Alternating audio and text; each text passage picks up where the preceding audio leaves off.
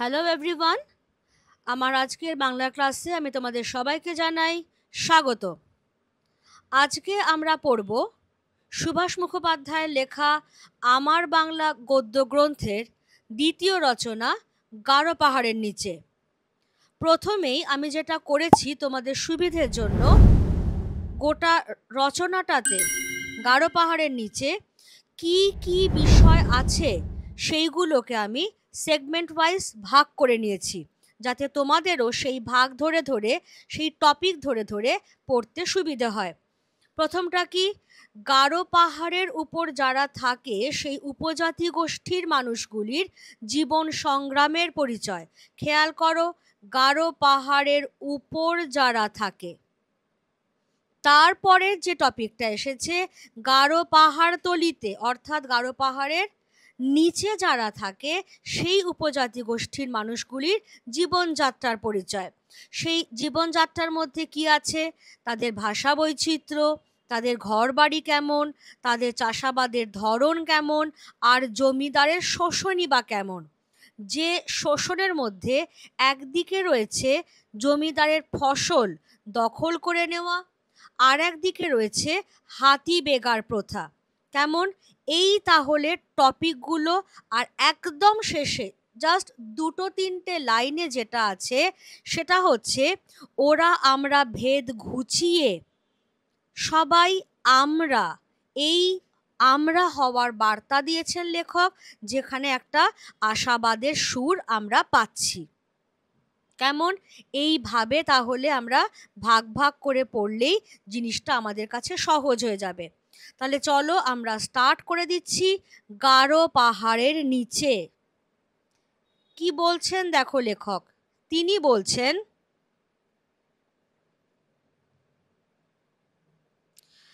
চৈত্র মাসে যদি কখনো ময়মনসিংহ যাও, অর্থাৎ এখনকার বাংলাদেশের ময়মনসিংহ, রাত্রিরে উত্তর শিওরে তাকাবে, মানে উত্তর দিকে, দেখবে যেন একরাশ ধোঁয়াটে মেঘে কারা আগুন লাগিয়ে দিয়েছে। ভয় পাবার কিছু নেই, আসলে ওটা মেঘ নয়, গারো পাহাড়। গারো পাহাড়ে যারা থাকে বছরের এই সময়টা তারা চাষবাস করে। তাদের হাল নেই, বলদ নেই। তাছাড়া পাহাড়ের ওপর তো শুধু গাছ আর পাথর, মাটি কোথায় যে চাষ করবে। তবু তারা ফসল ফলায়, নইলে সারা বছর কি খেয়ে বাঁচবে। তাই বছরের এমনি সময় শুকনো ঝোপে ঝাড়ে তারা আগুন লাগিয়ে দেয়। সে কি যে সে আগুন, যেন রাবণের চিতা, জ্বলছে তো জ্বলছেই। বছরের এমনি সময় যেন বন জঙ্গলের গাছপালারাও ভয়ে শুকিয়ে কাঠ হয়ে থাকে। জঙ্গলে যখন আগুন লাগে তখন হয় মজা। বনের যত দুর্ধর্ষ জানোয়ার প্রাণ নিয়ে পালাই পালাই করে। বাঘ, অজগর, হরিণ, শুয়োর যে যেদিকে পারে ছোটে। আর পাহাড়ি মেয়ে পুরুষরা সেই সুযোগে মনের সুখে হরিণ আর শুয়োর মারে। তারপর সন্ধেবেলা শিকার সেরে গোল হয়ে ঘিরে নাচ আর গান। এদিকে আস্তে আস্তে গোটা বন পুড়ে ছাই হয়ে যায়। পাথরের ওপর পুরু হয়ে পড়ে কালো ছাইয়ের পলেস্তারা। তার ওপর বীজ ছড়াতে যা সময়, দেখতে দেখতে সেই পোড়া জমির ওপর সবুজ রং ধরে। মাথা চাড়া দেয় ধান, তামাক আর কত ফসল। আমরা এই লোকগুলোর এত কাছে থেকেও পর, শুধু জানি উত্তর দিকের আকাশটা বছরের শেষে একবার দপ করে জ্বলে ওঠে। দূরের আশ্চর্য মানুষগুলো তারপর কখন যে মেঘের রঙে মিলিয়ে যায় তার খবরও রাখি না। এই অবধি আগে আমরা একটু আলোচনা করে নেব। এইখানটাতে কি বলছেন লেখক, তিনি বলছেন যে বছরের শেষাশেষি অর্থাৎ চৈত্র মাস নাগাদ আমরা যদি বাংলাদেশের ময়মনসিংহ জেলায় যাই এবং ঠিক যদি রাত্রিবেলা উত্তর দিকটায় তাকাই, একটু খেয়াল করো ম্যাপটা, গারো পাহাড় অবস্থিত হচ্ছে মেঘালয় রাজ্যে, অর্থাৎ বাংলাদেশের ঠিক ওপরেই কিন্তু মেঘালয় রাজ্যটা। একটা সময় এই পুরোটা একসঙ্গে মিলেই বাংলা ছিল। যাই হোক, সেই চৈত্র মাসে তুমি যদি ময়মনসিংহে যাও, রাত্রিবেলায় যদি উত্তর দিকে তাকাও, তাহলে মনে হবে যে কেউ যেন এক রাশ ধোঁয়াটে মেঘে আগুন ধরিয়ে দিয়েছে। দেখে ভয় পাবার কিছু নেই, আশ্চর্য হবারও কিছু নেই। আসলে ওটা মেঘই নয়, ওটা হচ্ছে গারো পাহাড়। বিষয়টা কি? বিষয়টা হচ্ছে যে গারো পাহাড়ের ওপর যারা থাকে, সেই উপজাতি গোষ্ঠীর মানুষগুলোর চাষ করবার জন্য না আছে হাল, না আছে বলদ, এমনকি চাষের জমিটাই তো নেই। কারণ পাহাড়ের ওপরে শুধুই তো বন জঙ্গল। অথচ যদি তারা চাষাবাদ না করে, তাহলে সারা বছর খাবেটা কি? সেই জন্য তারা দুটো উপায়ে তাদের খাবার জোগাড় করবার বন্দোবস্ত করেছে। প্রথম উপায়টা কি? তারা এই চৈত্র মাস নাগাদ যখন বনের গাছপালাগুলো শুকিয়ে যায়, তখন তারা সেই বনে আগুন লাগিয়ে দেয়, অর্থাৎ মানুষের সৃষ্ট দাবানল। একরের পর একর জমি জুড়ে সেই জঙ্গল পুড়ছে পুড়ছে। এবার যখন দাউ দাউ করে আগুন জ্বলছে, তখন সেই অরণ্যের যত বন্য জন্তু জানোয়ার আছে, তারা প্রাণ বাঁচাবার জন্য জঙ্গল থেকে বেরিয়ে আসছে, পালিয়ে আসছে। সেই সুযোগে উপজাতি গোষ্ঠীর মানুষগুলো মনের সুখে তাদের শিকার করছে, হরিণ মারছে, শুয়োর মারছে, অর্থাৎ একসঙ্গে অনেকটা পরিমাণ মাংসের জোগান হয়ে গেল। কিন্তু খেয়াল রেখো, এটাও এতটাও নয় যেটা দিয়ে সারা বছর চলতে পারে, একটা বিকল্প ব্যবস্থাও কিন্তু থাকা দরকার। সেই জন্য এই যে গোটা জঙ্গল পুড়ছে পুড়ছে, 7 দিন, 10 দিন, 15 দিন, 20 দিন ধরে পুড়তে পুড়তে সেই পাহাড়ের ওপরে কালো ছাইয়ের আস্তরণ জমছে। যখন গোটা জঙ্গল পুড়ে ছাই হয়ে গেল, যখন পাহাড়ের ওপরে কালো ছাইয়ের পুরো আস্তরণ পড়ে গেল, ওরা কিছুটা সময় দেয় জমিটাকে ঠান্ডা হবার। তারপর যখন ঠান্ডা হলো, সেই কালো ছাইয়ের আস্তরণ পড়া যে জমি, ওটাই ওদের চাষের জমি। ওরা তখন তার ওপর যার যেরকম দরকার, ধান হলে ধান, তামাক হলে তামাক, তার বীজ ছড়িয়ে দেয়। আস্তে আস্তে সেখান থেকেই সবুজ ফসল মাথা চাড়া দিয়ে ওঠে। এই রকমভাবেই দু প্রকারে তারা কিন্তু সারা বছরে তাদের খাবারের জোগানটা করে রাখে। সুভাষ মুখোপাধ্যায় বলছেন যে দেখো, আমরা ওদের এত কাছে থাকি, অথচ আমরা কোনো দিন বুঝতেও পারিনি যে ওরা এত কষ্ট করে ওদের খাবারের জোগাড় করে। যদি সুভাষ মুখোপাধ্যায় কোনোদিন সেখানে না যেতেন, হয়তো তিনি জানতেও পারতেন না। কিন্তু গিয়েছিলেন, কর্মসূত্রেই গিয়েছিলেন।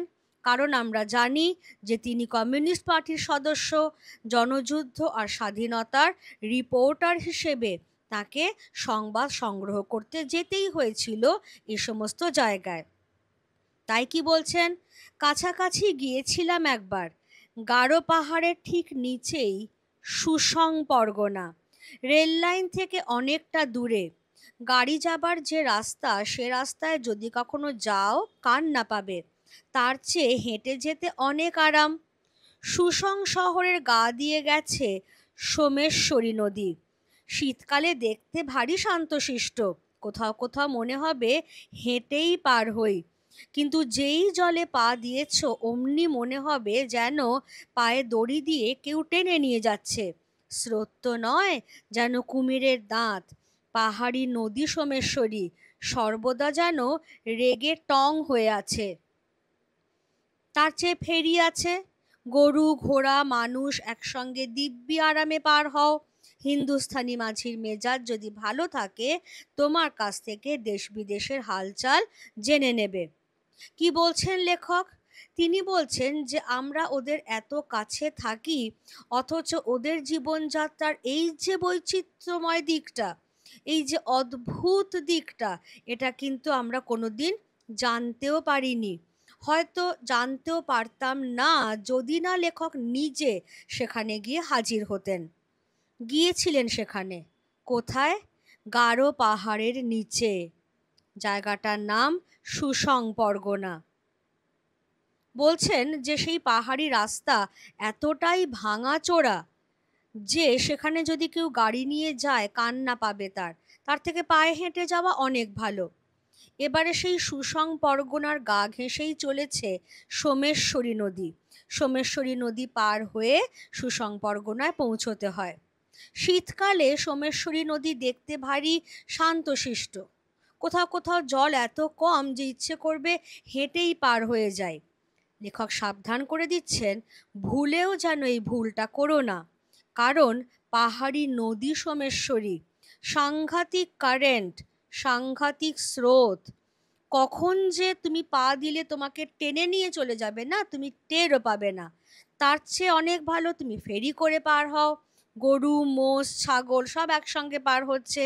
সেইভাবেই লেখক সোমেশ্বরী নদী পার হয়ে পৌঁছে গিয়েছিলেন গারো পাহাড়ের নিচে সুসং পরগনায়।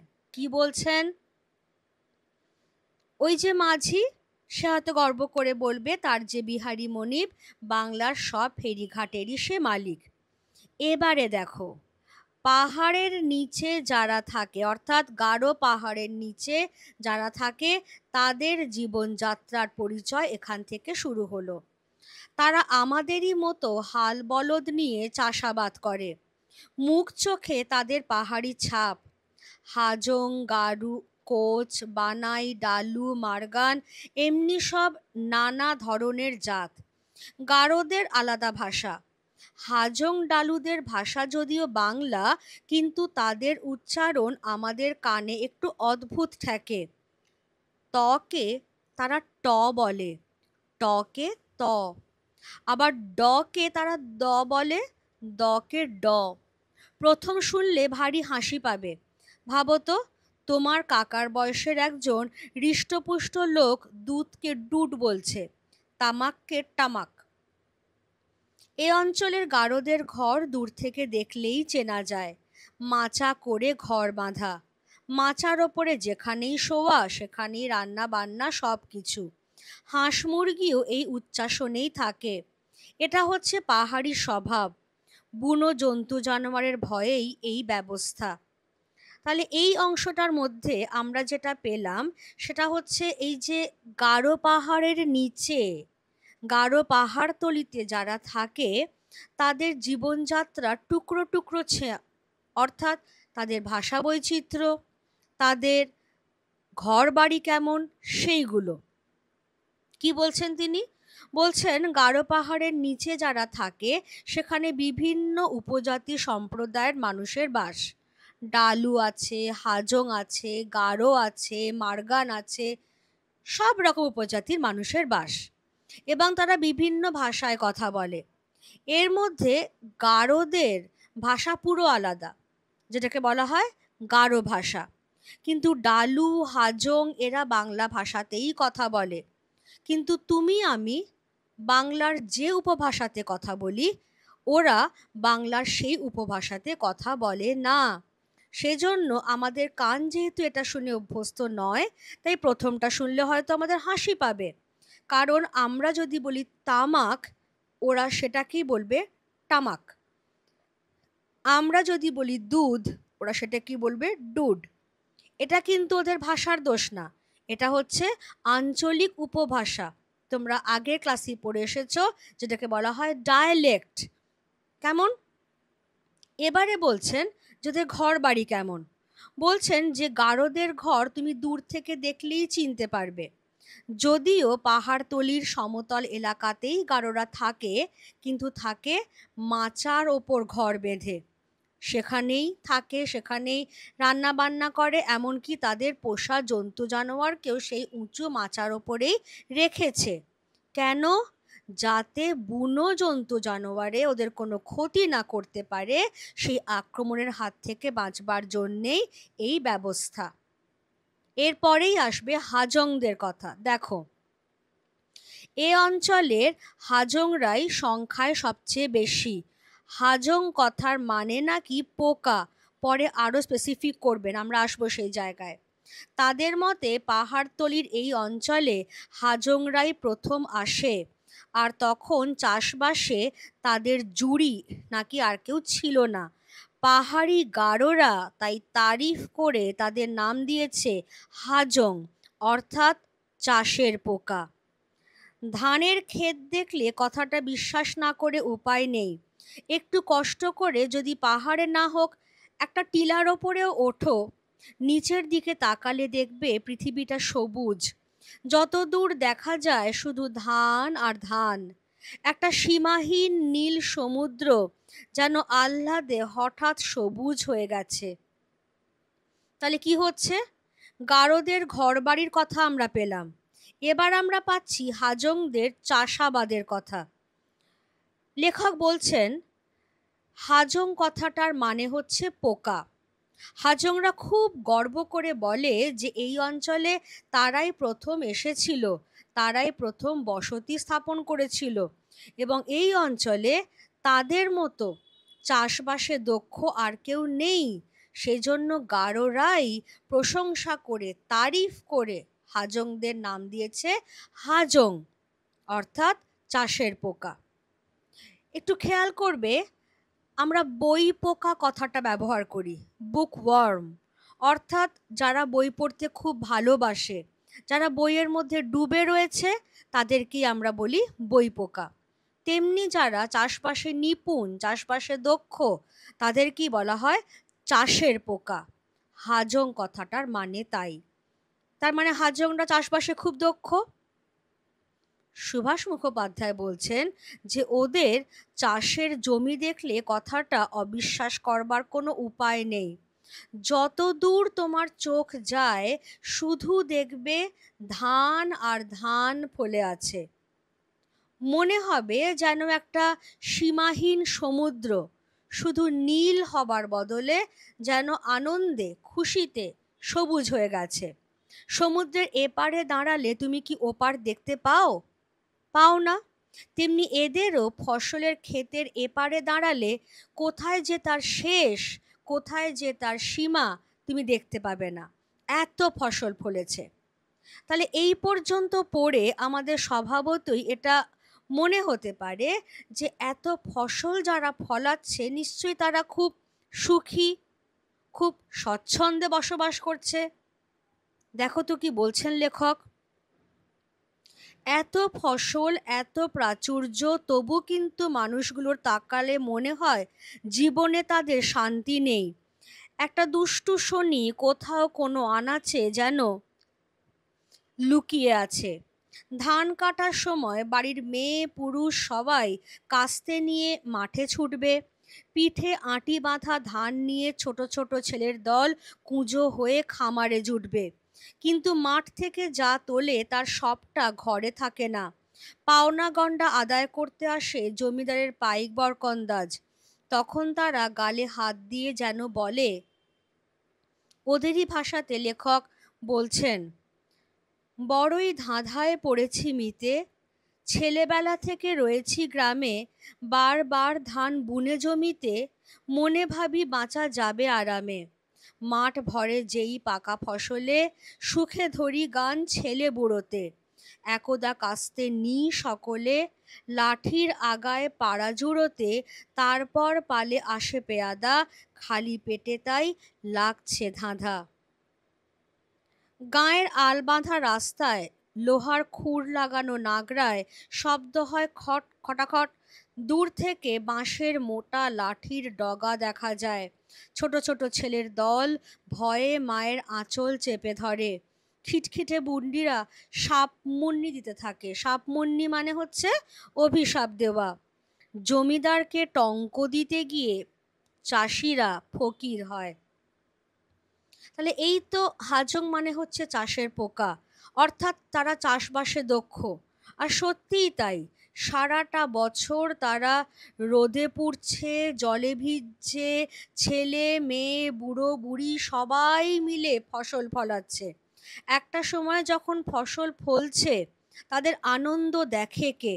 সেই ফসল যখন পেকে উঠছে তখন তারা ছেলে মেয়ে বুড়ো বুড়ি সবাই মিলে কাস্তে নিয়ে মাঠে ছুটছে। আঁটি বেঁধে ফসল কেটে রাখছে, কিন্তু যে মুহূর্তে ফসল গোলায় তুলবে সেই মুহূর্তেই দেখা যায় মোটা বাঁশের পাকা লাঠি নিয়ে জমিদারের পাইক বরকন্দাজ ঠিক হাজির হয়ে গেছে এবং জমিদারের খাতা খুলে দেখাচ্ছে যে এই বছরের পাওনা খাজনা কত। সেই পাওনা খাজনা দিতে গিয়ে দেখা যাচ্ছে প্রায় 2/3 ফসল চলে যাচ্ছে জমিদারের গহ্বরে। তারপরেও জমিদারের খাতায় দেখাচ্ছে আগের বছরের বকেয়া খাজনা রয়েছে, তার ওপরে সুদ চড়েছে। অর্থাৎ জমিদারের খাতাটা এমনই আশ্চর্য খাতা যেখানে কোনো দিন ধার শোধ হয় না। ফলে এবছরের খাজনা, আগের বছরের খাজনা, তার আগের বছরের খাজনা, সেই খাজনার ওপর পাওনা সুদ, সব কিছু মিলিয়ে ধান দিতে দিতে শেষটায় দেখা গেল যে যে প্রজা এত কষ্ট করে মাঠে ফসল ফলালো তাকে কিনা খালি হাতেই বাড়ি ফিরতে হচ্ছে। সেই জন্য জমিদারের পাইক বরকন্দাজদের আসতে দেখেই যারা বৃদ্ধারা তারা অভিশাপ দিতে থাকেন, কিন্তু এতে এদের কিচ্ছু আসে যায় না। মাঝখান থেকে কি হয়, জমিদারকে টঙ্ক মানে হচ্ছে টাকা, অর্থাৎ খাজনা, জমিদারকে খাজনা দিতে গিয়ে প্রজারা একেবারে সর্বশান্ত হয়ে যায়, ফকির হয়ে যায়। কিন্তু এটাই কি জমিদারের শোষণের একমাত্র ধরন? আমি এখানে দেখিয়ে দিয়েছি ফসল দখল, আর একটা এখনো রয়েছে হাতি বেগার প্রথা। 50-60 বছর আগে এ অঞ্চলে জমিদারের একটা আইন ছিল, তাকে বলা হতো হাতি বেগার। জমিদারের বেজায় শখ হাতি ধরার, তার জন্যে পাহাড়ে বাঁধা হবে মাচা, মাচার ওপর সেপাই শান্তি নিয়ে নিরিবিলিতে বসবেন জমিদার, সেই সঙ্গে পান থেকে চুন না খসে তার ঢালাও ব্যবস্থা। আর প্রত্যেক গাঁ থেকে প্রজাদের আসতে হবে নিজের নিজের চাল চিঁড়ে বেঁধে। যে জঙ্গলে হাতি আছে সেই জঙ্গলে বেড় দিয়ে দাঁড়াতে হবে, ছেলে হোক বুড়ো হোক কারো মাপ নেই। যারা হাতি বেড় দিতে যেত তাদের কাউকে সাপের মুখে, কাউকে বাঘের মুখে প্রাণ দিতে হতো। মানুষ কতদিন এসব সহ্য করতে পারে? তাই প্রজারা বিদ্রোহী হয়ে উঠল। গোরাচাঁদ মাস্টার হলেন তাদের নেতা। চাকলায় চাকলায় বসলো মিটিং, কামারশালায় তৈরি হতে লাগলো মারাত্মক অস্ত্রশস্ত্র। শেষ পর্যন্ত জমিদারের পল্টনের হাতে প্রজাদের হার হলো, কিন্তু হাতি বেগার আর চলল না। তাহলে কি হচ্ছে? একে তো জমিদার প্রজাদের সব ধান কেড়ে নিয়ে চলে যাচ্ছেন, প্রজারা যে ক্ষুধার্ত ছিল সেই ক্ষুধার্তই থেকে যাচ্ছে। তার ওপর সেই অঞ্চলে জমিদারের আর একটা আইন রয়েছে, 50-60 বছর আগেকার কথা। সেই আইনটার কি নাম? হাতি বেগার আইন।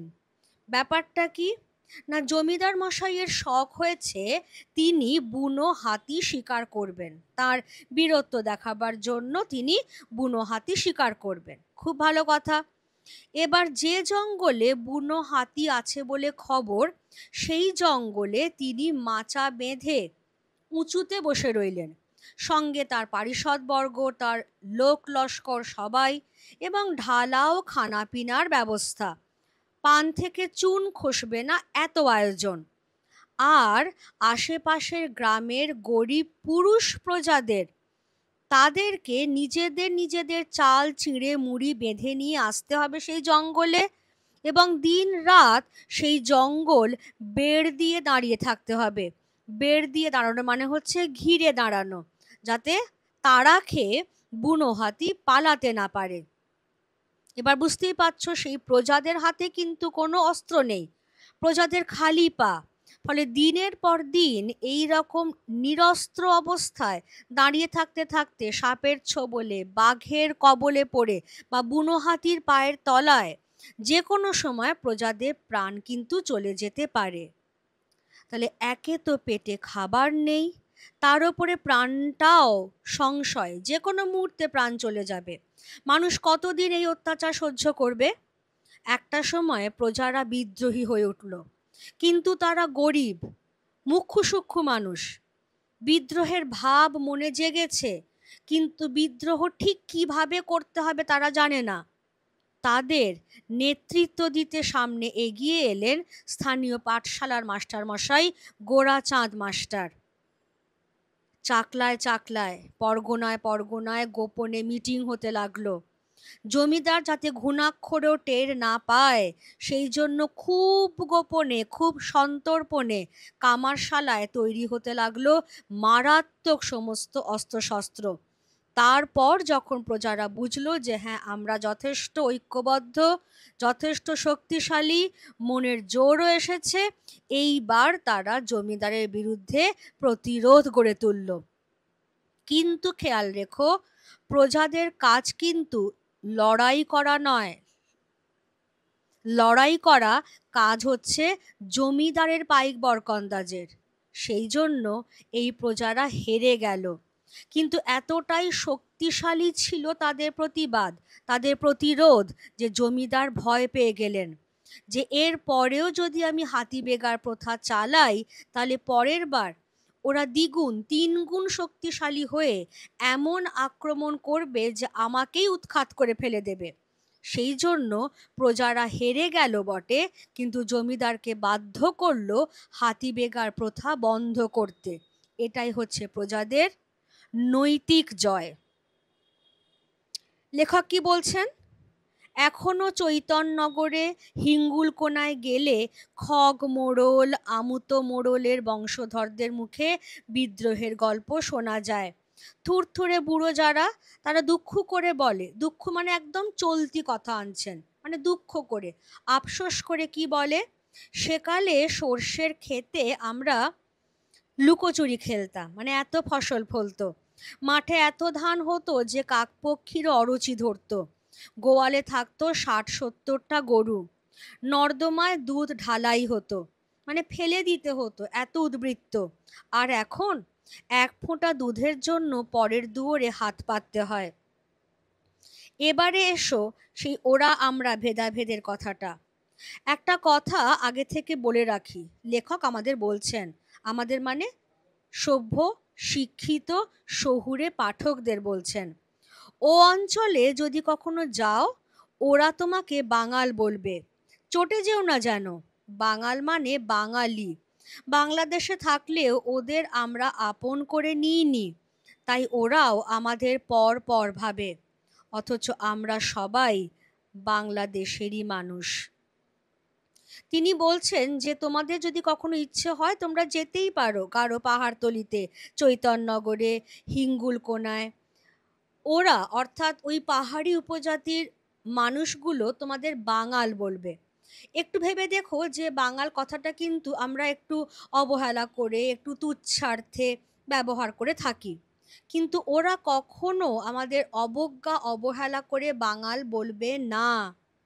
বাঙাল মানে ওদের মতে বাংলাদেশের মানুষ। কি আশ্চর্যের কথা না? কারণ ওরাও তো এই একই বাংলাদেশের মানুষ।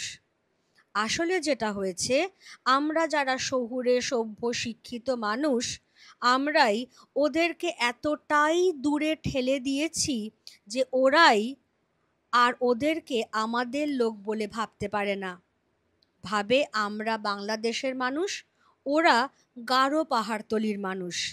লেখক তাই বলছেন, অথচ আমরা সবাই তো বাংলাদেশের মানুষ। এর মধ্যে দিয়ে যে কথাটা তিনি বলতে চান সেটা হচ্ছে যে আমরা কি পারি না এই ওরা আমরা ভেদাভেদটা মুছে দিয়ে সবাই আমরা হয়ে যেতে, এক বাংলাদেশের মানুষ হয়ে থাকতে?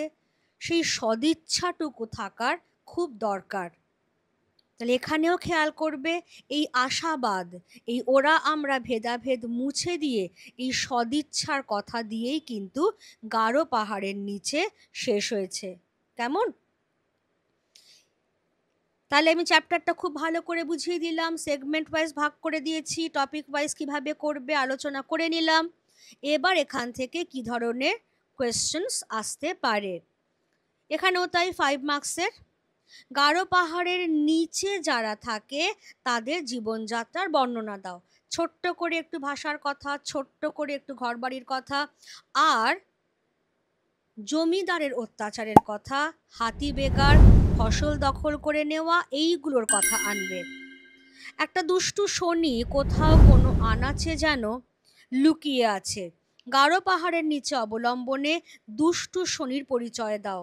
দুষ্টু শনি বলতে এই যে চিরকালীন দারিদ্র্য, কোনোদিন না মেটা যে অভাব, সেইটার কথা আনছো। যে এত তো ফসল ফলাচ্ছে ওরা, তাহলেও কেন এত দারিদ্র্য? ৩ নম্বর যেটা, তাই প্রজারা বিদ্রোহী হয়ে উঠল। কোথাকার প্রজা কেন বিদ্রোহী হয়ে উঠল? এই যে কোথাকার অর্থাৎ গারো পাহাড়তলির প্রজা। কেমন? আর বিদ্রোহী হয়ে উঠল কেন? বুঝতেই পারছো, হাতি বেগার প্রথাটার কথা বলতে হবে। কে তাদের বিদ্রোহের নেতৃত্ব দিয়েছিলেন? গোরাচাঁদ মাস্টার। আর এই বিদ্রোহের পরিণাম কি হয়েছিল? ওই যে চাকলায় চাকলায় মিটিং, কামারশালায় অস্ত্রশস্ত্র সমস্ত কিছু গোপনে হচ্ছে। তারপর জমিদারের পাইক বরকন্দাজের সঙ্গে এদের সাংঘাতিক মারপিট হলো। তাতে প্রজারা হেরে গেল বটে, কিন্তু জমিদারও ভয় পেয়ে হাতি বেগার প্রথা বন্ধ করে দিলেন। এইভাবে মার্কস ডিভিশনটা খেয়াল করলেই বুঝতে পারবে, 2 + 1 + 2। কেমন?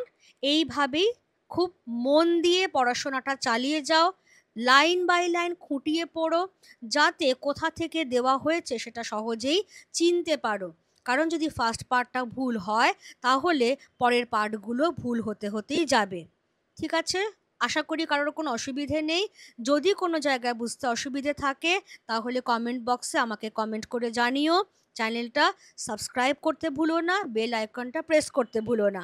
আজকের ক্লাস আমি তাহলে এখানেই শেষ করছি। Thank you everybody.